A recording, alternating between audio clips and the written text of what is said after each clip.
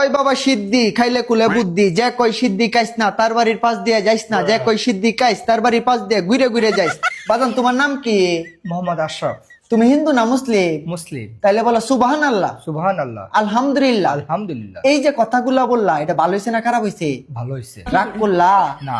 তাইলে বাজান এখন তোমার আমি কিছু কথা বলবো, বিশ্বাসে মিলাই বস্তু তর্কে বহুদূর। তোমারে যেই কথাগুলা বলবো যদি সত্য হয় তাহলে সত্য বলবা, মিথ্যা বললে আল্লাহর কাছে ঠেকা থাকবা। সত্য বলবা তো?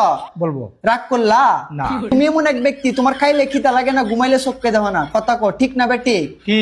তোমার এমন এক রোগ হয়েছে বাজান, যেই রোগ এই দুনিয়ার কোনো ডাক্তার সারতে পারবো না। তবে আমার কাছে আছে এমন এক গাছ যেটা আমি কিনা 12 বছর কামরুক কামাক্কা আমার উস্তাদের কাছ থেকে তন্ত্র সাধনা শিক্ষা নিয়ে আসছি। আমার উস্তাদ বলেছে, হে বর্ষ এই গাছ বিক্রি কইরা তুই মানুষের কাছ থেকে টাকা পয়সা নিবি না।